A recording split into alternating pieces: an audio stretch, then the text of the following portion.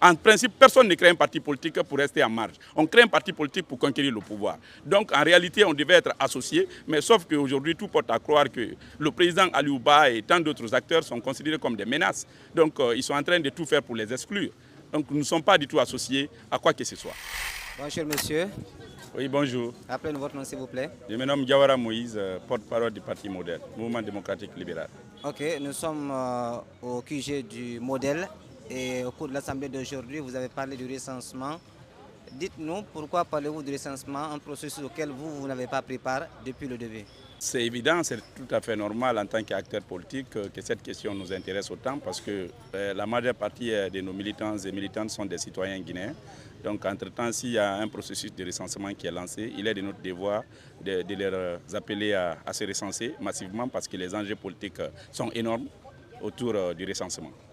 Alors, Modèle, qu'est-ce que vous avez constaté par rapport au recensement en cours? Il y a des dysfonctionnements, il y a quand même au niveau technique, à travers les témoignages de nos militants, parce que pas seulement à Conakry, à l'intérieur du pays, les kits qui sont, voilà, il y a des informations qui sont remontées, les kits qui sont acheminés vers les villages, vers les préfectures, parfois rencontrent des problèmes d'électricité, donc les gens peinent à se recenser à ce niveau. Donc aucune disposition n'a été prise pour permettre à tous les Guinéens, à tous les niveaux, de se recenser correctement, voilà, et de façon équitable.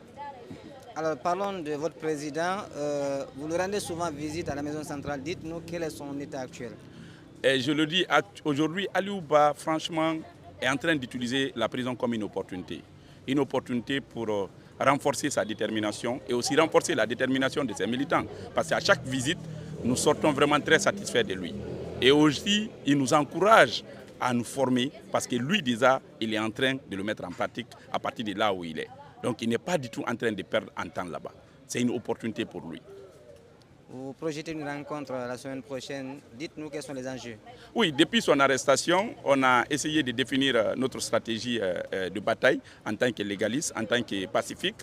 On a dit qu'on va essayer, on a identifié des volets, le lobbying, la mobilisation, la communication, et voilà, donc, et aussi l'aspect juridique.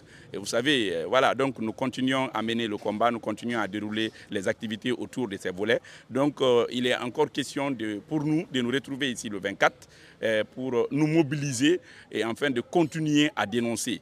Donc c'est même une occasion pour moi de lancer un appel à l'endroit de tous les citoyens épris de paix et de justice de se joindre à nous ces jours-là pour qu'ensemble nous puissions nous battre pour que la Guinée soit un état de droit. Aujourd'hui, une procédure est engagée au niveau de la Cour de justice de la CEDEAO. Dites-nous où en sommes-nous par rapport à cette procédure. Par rapport à la procédure, je n'aurai pas assez de commentaires à faire. Il y a déjà les avocats qui sont sur le dossier. De toute façon, c'est un autre front qui s'ouvre au niveau de la sous-région parce que nous comptons quand même épuiser toutes les voies de recours en matière juridique. Est-ce que l'espoir est là au niveau de la Cour de la justice? Mais nous allons continuer. L'essentiel pour nous, c'est de maintenir l'allure. L'essentiel pour nous, c'est de nous battre. Parce que le combat voilà, pour la liberté, il faut toujours continuer. Il faut espérer sur la lutte. Nous comptons sur la lutte. Des annonces faites par le Premier ministre concernant les élections en 2025. Dites-nous au Modèle, comment analysez-vous cette actualité? C'est devenu récurrent. C'est devenu leur habitude. Et j'ai comme l'impression que c'est une question qu'ils jugent avec plus de banalité. Parce qu'en réalité, il faudrait que quand vous faites des sorties en tant que PM, il faudrait que ce que vous dites reflète aussi la réalité. Mais aujourd'hui, l'aspect technique et politique prouve le contraire de ce qu'il a dit. Donc nous nous abstenons même de faire tout commentaire autour de sa sortie. Une chose est claire, c'est que ce qu'il a dit ne reflète pas du tout la réalité technique et politique pour le retour à l'ordre constitutionnel. Revenons par rapport au recensement. Il y a de ces citoyens qui demandent aujourd'hui la prolongation du délai de recensement qui doit en principe prendre fin à partir de ce 30. Est-ce que vous êtes d'avis avec eux?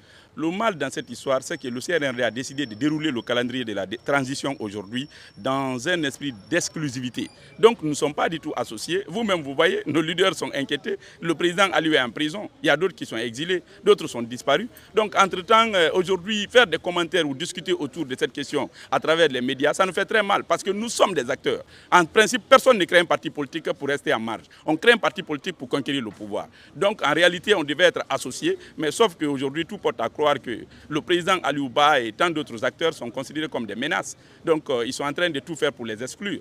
Donc nous ne sommes pas du tout associés à quoi que ce soit. Par rapport au référendum, est-ce que vous êtes rassuré qu'il va se tenir en 2025? Nous ne sommes pas rassurés, on ne peut pas être rassuré à partir du moment où nous-mêmes nous sommes exclus. À votre message à l'endroit de vos militants? Voilà, un appel que nous lançons à l'endroit de tous nos militants, c'est de continuer à rester déterminés, résilients et mobilisés autour des idéaux donc pour lesquels nous sommes engagés. Merci, monsieur. Merci à vous aussi.